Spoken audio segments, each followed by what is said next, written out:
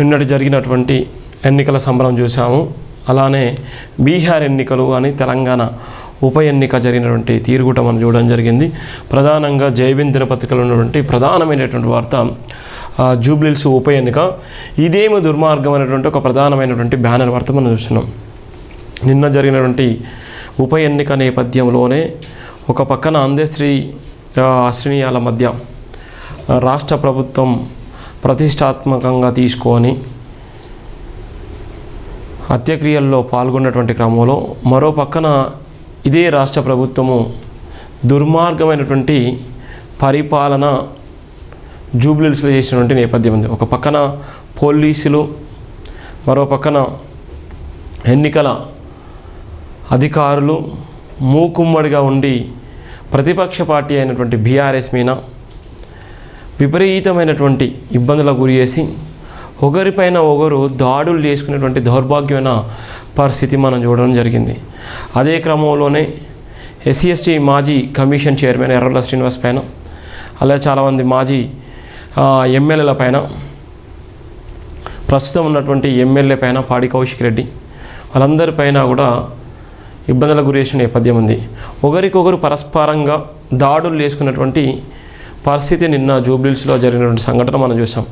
ఎవరైతే మాగంటి సునీత గోపీనాథ్ ఉన్నారో, సునీత గోపీనాథ్ కూడా ఆమె కూడా తీవ్రమైనటువంటి ఇబ్బందులకు గురై అసహనానికి గురైపోయినటువంటి పరిస్థితి మనం చూసాం.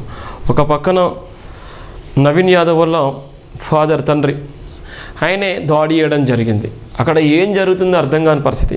ఎటుపోయినా కూడా పోలీసులు నిష్పేక్ష పాత్ర మాత్రమే వాయించిళ్ళు.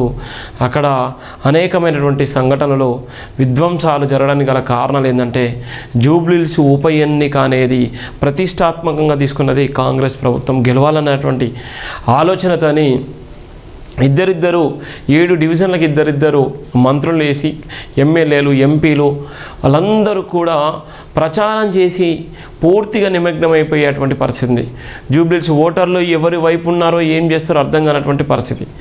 ఓటుకు 5,000 రూపాయలు ఇచ్చినటువంటి ఆ కాస్ట్లీ ఎన్నిక ఏదంటే జూబ్లీహిల్స్ ఉప ఎన్నికే. సంపన్న వర్గాలు ఉన్నప్పటికీ, సంపన్న వర్గాలు ఉన్నటువంటి జూబ్లీహిల్స్ నియోజకవర్గంలో పేద బడుగు బలైన వర్గాలకు ఇవ్వవలసినటువంటి ఓటు డబ్బులు కూడా సంపన్న వర్గాలకు ఇచ్చి పేదవాళ్ళకి ఇవ్వకపోతే వాళ్ళు కూడా తిరగబడ్డటువంటి భయంకర పరిస్థితి నిన్న జరిగిన జూబ్లీహిల్స్లో మనం చూసాం. దానికోసమే ప్రధానంగా రాసినటువంటి ప్రధాన వార్త ఇదేమి దుర్మార్గం, ప్రజాస్వామ్యాన్ని అగౌరవపరిచిన కాంగ్రెస్ పార్టీ ఓటమి భయంతో ఎన్నో ఆఘాయిత్యాలకు పాల్పడ్డారు. కాంగ్రెస్ మంత్రులకు, ఎమ్మెల్యేలకు జూబ్లీహిల్స్లో ఏం పని? సోమవారం రాత్రి నుండి దౌర్జన్యంగా కాళ్ళలో చక్కర్లు కొడుతున్నారు. ప్రజలు భయభ్రాంతులకు గురి చేస్తే గెలిచినట్టేనా? కాంగ్రెస్ దౌర్జన్యాలకు భయపడకండి. ఓటు హక్కు వినియోగంలో విచ్చలవిడి దాడులు, ఓడిపోతామన్న భయంతోనే రిగ్గింగ్ దాడులకు తెరలేపిన కాంగ్రెస్, రిగ్గింగ్ను అడ్డుకున్న టీఆర్ఎస్ నేతలను అక్రమంగా అరెస్ట్ చేసిన పోలీసులు, ఇతర ప్రాంతాల నుండి మహిళలు తీసుకొచ్చి దొంగ ఓట్లు వేయిస్తున్నారని ధర్నాలు జరిగినటువంటి పరిస్థితి మనం చూసి ఎంత సాక్షాత్గా ఇది అన్ని సోషల్ మీడియాలో ప్రత్యక్ష సాక్షులుగా చూసినటువంటి నేపథ్యంలో రాసినటువంటి ప్రధానమైనటువంటి వార్త. ఇంత దుర్మార్గము ఎందుకు చేసిందంటే ఓడిపోతామనేటువంటి భయంతో, ఇలా ఓటమి పాలవుతామనే భయంతోనే ఇలా విచ్చలవిడిగా మద్యము, విచ్చలవిడిగా బిర్యానీ పొట్లు, విచ్చలవిడిగా ప్రత్యక్షంగా కూడా డబ్బులు పంచిపెట్టినటువంటి దౌర్భాగ్యమైన పరిస్థితి మనం జూబ్లీహిల్స్ చూసాం.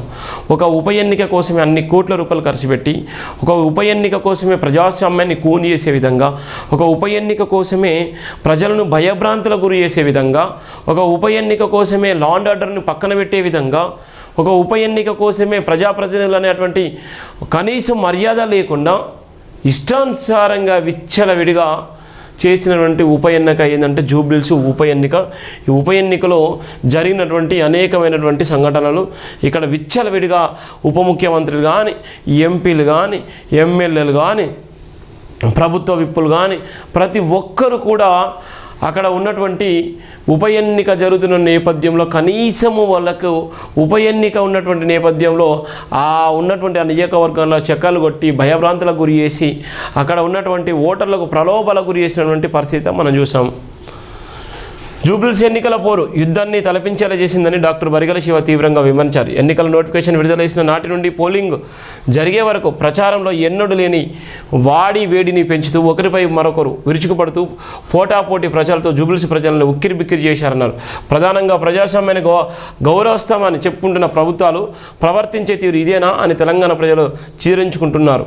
ప్రభుత్వ పక్షమైన ప్రతిపక్షమైన ప్రజాస్వామ్యబద్ధంగా ఎన్నికల్లో పోటీ చేయాల్సింది పోయి ఒక మహిళా నేతను ఓడించడానికి ఇంత సాహసం చేయాల్సిన పరిస్థితి ఎందుకు ఏర్పడ్డాయని ప్రభుత్వాన్ని నిలదీసినటువంటి పరిస్థితి. మంత్రులు పూర్తిగా అహంకార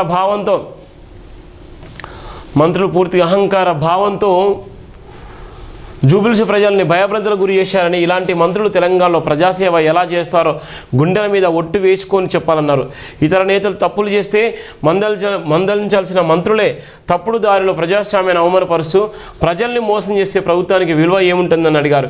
ఎన్నికలు జరుగుతున్న సమయంలో పలుచోట్ల ఇతర ప్రాంతాల నుండి మహిళలను తీసుకొని వచ్చి రిగ్గింగ్కు పాల్పడుతున్నారని గమనించిన బీఆర్ఎస్ నేతలు జూబ్లీహిల్స్ కార్ పార్టీ అభ్యర్థి మాగంటి సునీతతో పాటు ఎర్రోల్ల శ్రీనివాసు, రాష్ట్ర మాజీ ఎస్సీ కమిషనర్ ఎమ్మెల్యే పాడి కౌశిక్ రెడ్డి, రాష్ట్ర మాజీ వికలాంగుల చైర్మన్ డాక్టర్ వాసుదేవరెడ్డి వందలాది మంది బీఆర్ఎస్ నేతలతో రిగ్గింగ్ ప్రాంతాలను పసిగట్టి వాటిని అడ్డుకునే ప్రయత్నం చేస్తుండగా ప్రభుత్వ పార్టీకి మద్దతుగా పోలీసు అధికారులు విపరీతమైన దురుస్తనాన్ని ప్రదర్శిస్తూ నేతలను నెట్టివేయడమే కాకుండా అక్రమంగా అరెస్ట్ చేయడం ఇదెక్కడి ప్రజా పాలన అంటూ తెలంగాణ ప్రజలు తీవ్రంగా మండిపడుతున్నారు. దేశంలో బీజేపీ పాలన తీవ్రంగా తప్పుపడుతూ రాహుల్ గాంధీ చేస్తున్న పోరాటానికి రాష్ట్రంలో ప్రతిపక్షాలను అణిచివేస్తూ ఎన్నికలు జరుపుకుంటున్న కాంగ్రెస్ పార్టీకి పొంతన లేకుండా పోతుందన్నారు. ప్రజల్ని పాలించాల్సిన పద్ధతి ఇదేనా అంటూ నిలదీశారు. ఏమైనా ఉంటే గత ప్రభుత్వం చేయలేదా, మేం చేస్తే తప్పైందంటూ సాకులు చెప్పుకుంటున్నారే తప్ప ప్రజాస్వామ్యాన్ని గౌరవిద్దామన్న సోయి ఏమాత్రం లేకుండా పోయిందన్నారు. ఇరుపక్షాల ప్రజలను పైసా మత్తుతో ముంచి తెలుచడంలో పాటు తాగుడుకు బానిసలు చేశారని, జూబ్లీహిల్స్ లాంటి ప్రాంతం కూడా ఇలాంటి ప్రలోభాలకు లొంగితే సాధారణ నియోజకవర్గాల పరిస్థితి ఏంటని నిలదీశారు. బలవంతపు ఓట్లతో ఎన్నికలు గెలిస్తే దాన్ని కూడా ఒక గెలుపు అంటారా అంటూ ప్రజల్ని ప్రభుత్వాన్ని నిలదీస్తున్నారనే ప్రచారం అయ్యగానే ప్రభుత్వంలో కొనసాగుతున్న మంత్రులు జూబ్లీహిల్స్ ప్రాంతాన్ని విడిచి వెళ్ళిపోవాలని కానీ నియోజకవర్గంలో మాకం వేసి ప్రభుత్వ అధికారిక లాంఛనాలతో ఎన్నికల కోడ్ను ఉల్లంఘిస్తూ విచ్చలవిడిగా తిరగడాన్ని ఏమంటారో మంత్రులు తెలంగాణ ప్రజలకు సమాధానం చెప్పాలన్నారు. పరిజ్ఞానవంతమైన నాయకుడు కూడా ప్రజాస్వామ్యాన్ని అవహేళన చేస్తే వాళ్ళ ఆత్మగౌరవానికి విలువ ఎక్కడ ఉంటుందన్నారు. ఎంతటి దుర్మార్గాలకు పాల్పడిన మహిళా నేతను అణచివేసి అడ్డుదారిలో గెలవాలనుకోవడం యావత్ ప్రభుత్వంపై దెబ్బ పడుతుందని సంగతిని మర్చిపోతున్నారని, సరిగ్గా అదే పద్ధతిలో పోలీసు అధికారులు కాంగ్రెస్ నాయకులు వాళ్ళ ప్రయోజనాన్ని తెలంగాణ ప్రజలు జీర్ణించుకోలేకపోతున్నారని, తప్పుడు ఓట్లతో గెలవాలనుకోవడం ఒకవైపు, దానికి తోడుగా రిగ్గింగ్ ఓట్లతో గెలవాలనుకోవడం మరోవైపుగా సాగిన అడ్డదారి ఎన్నికలపై ప్రజలతో పాటు బీఆర్ఎస్ అభ్యర్థి మాగంటి సునీత ఎంతో బాధతో కూడిన సమాచారాన్ని తెలంగాణ సమాజానికి అందించారన్నారు. అడ్డుదారిలో గెలవాలని ప్రయత్నిస్తున్న ప్రభుత్వానికి జూబ్లీహిల్స్ ప్రజలతో పాటు తెలంగాణ ప్రజలు బుద్ధి చెప్పాలన్నారు.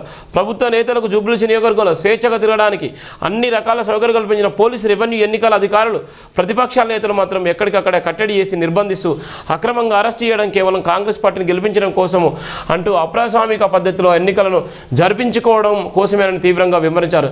ఇంతగా అభివృద్ధి పరుస్తున్నామని తెలంగాణ రాష్ట్ర ప్రజలను మభ్యపెట్టిన ప్రభుత్వం గింతెలా దిగజారి ప్రవర్తించడం తెలంగాణ ప్రజలతో పాటు ఇతర రాష్ట్రాల ప్రజలు కూడా గమనించాలని మర్చిపోకూడదన్నారు. నిజాయితీకి దూరంగా అబద్ధానికి సమీపంగా జరిగిన జూబ్లీహిల్స్ ఎన్నికలో పైసా బలం, రిగ్గింగ్ బలం, అధికార బలం, బెదిరింపు బలం ఎంతగా బలపడిందో తెలంగాణ ప్రజలు సూక్ష్మంగా గమనించాలన్నారు. అలాంటప్పుడు ప్రజల కోసం పనిచేస్తున్నామని ప్రజాపాలనకు పేరు మార్చుకోవడం దేనికి సూచన కాంగ్రెస్ నేతలు చెప్పాలన్నారు.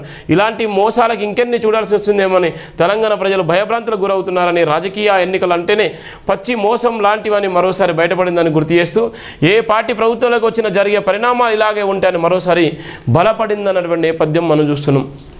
ఒక పక్కన విచ్చలవిడిగా డబ్బులు, మద్యం పంపిణీ చేస్తూనే భయంకరంగా ఉన్నటువంటి నేపథ్యంలో మంత్రులు, ఎమ్మెల్యేలు, చైర్మన్లు విచ్చలవిడిగా ఒక పక్కన అక్కడ ఎన్నికల జరుగుతున్నటువంటి క్రమంలోనే ఎన్నికల కోడ్ ఉన్నప్పటికీ కూడా అక్కడ ఉన్నటువంటి ఆ పరిస్థితులు అధిగమిస్తూ ఇవాళ విచ్చలవిడిగా డబ్బులు పంచిపెడుతూ ఇవాళ పైచాచిక ఆనందం పొంది బీఆర్ఎస్ నాయకుల మీద విచ్చలవిడిగా దాడులు చేసినటువంటి దౌర్భాగ్యమైన పరిస్థితి మనం నిన్న చూసినటువంటి పరిస్థితి చూసినాం. ఇది ఉప ఎన్నికకు సంబంధించినటువంటి ప్రధానమైనటువంటి వార్త.